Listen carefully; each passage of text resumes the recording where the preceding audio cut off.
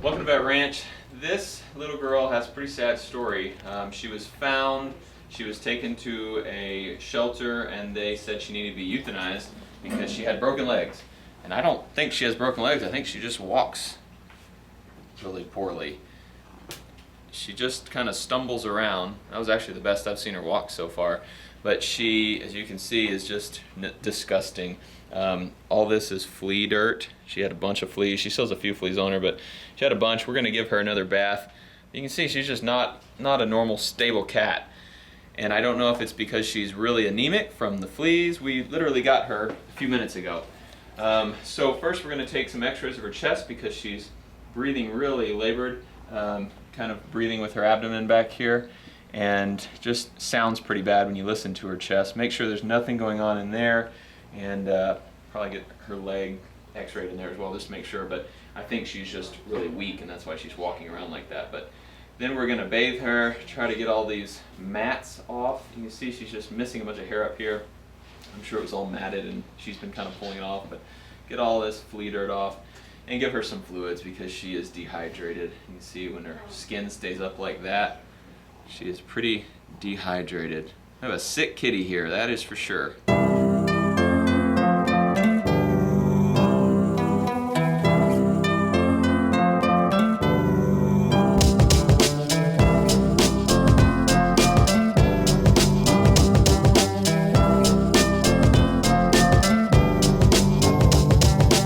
Covered in stickers, and look at all this bloody stuff. This is all from flea poop right here. Once you get it wet, it all kind of turns back to blood. Just nasty. She's just covered in it. This is all just turning to blood and nasty stuff. Poor kitty. Here's her x-ray. Head going this way, tail going this way. So this is her chest right here. You can see her ribs coming down in here. This black is her lungs. This lighter stuff down here should be black like this. It should be lungs. But it looks like there's something else going on in here. You know, her heart usually sits right in here, but all of this should not be like this. So I would guess there's a little bit of liver in there. This is her stomach here, and her liver should be right down here, and it's not, so I assume it's over here. That is not good. I also can't see small intestines in here, so there likely could be some small intestines up there. Here's the view from the top with her head going up and her tail going down. So here's the extent of her ribs. This is her chest. This is her left side over here, normal lung. You can see it's dark, and this side has something in it. So likely what happened is her diaphragm, which separates the thorax from the abdomen, probably has a hole in it here, and some of these organs slipped up into her chest, which is making it super hard for her to breathe. And normally this is an emergency procedure and we'd want to do surgery right away, but I can almost guarantee that she would die if we did surgery today. So we're gonna put it off, hope she makes it for a few days and just gets a little stronger.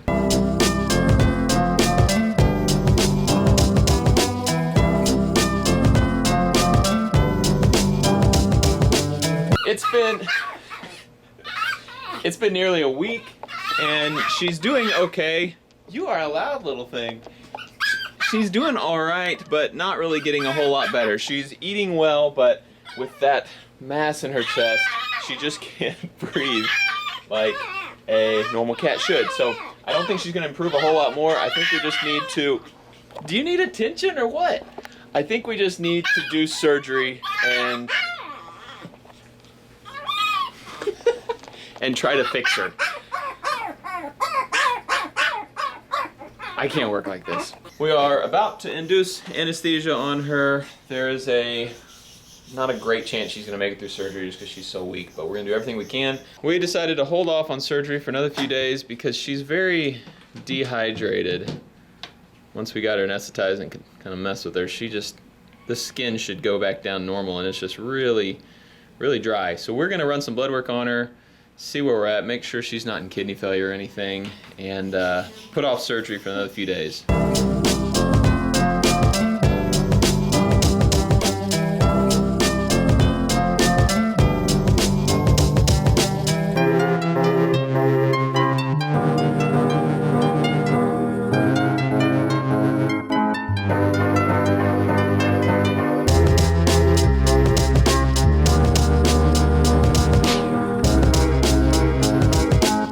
It has been 2 weeks since the last time we tried to anesthetize her.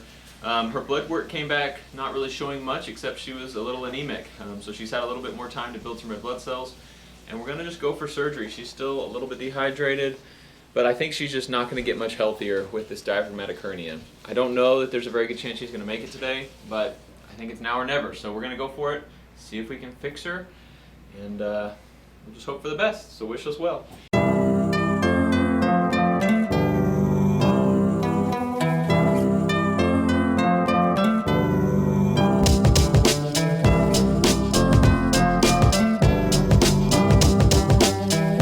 Head is going this way, tail is this way. We are just making our first incision through the skin here. I'm gonna go see what we can find. This is gonna be impossible to show you guys, but I have my finger going down into her abdomen and then going through her diaphragm into her chest right now. So that's our problem. So now, to solve that, we have to pull everything, like her intestines and liver and whatever all has gone through that hole up into her chest.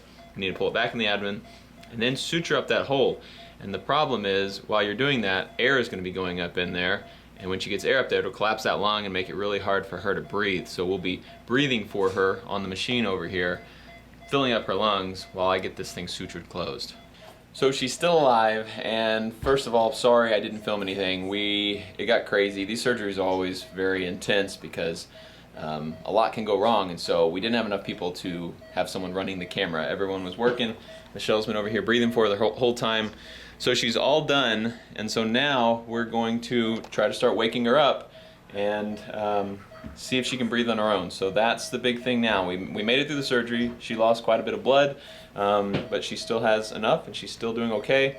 We're just gonna try to wake her up now, and we'll see how it goes. You doing it? Yeah, give her just breaths every 20 seconds now. We need to tell him not to. We'll see if she can start doing it on her own. Andrew, you grab a towel for her to put on top. Keep her warm. A towel? Mm-hmm.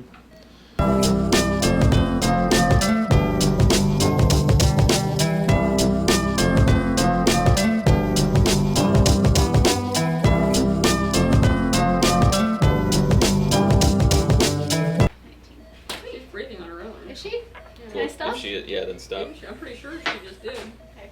See? Yeah, she is. That's not you. Okay, deflate that cuff then, so we can pull that thing as soon as we need to. That's not you. Oh, That's not you. it's not me. It's not me. She's breathing on her own now. Has not woken up, but you can tell she's about to. She's starting to move a little bit more, breathing a little bit harder.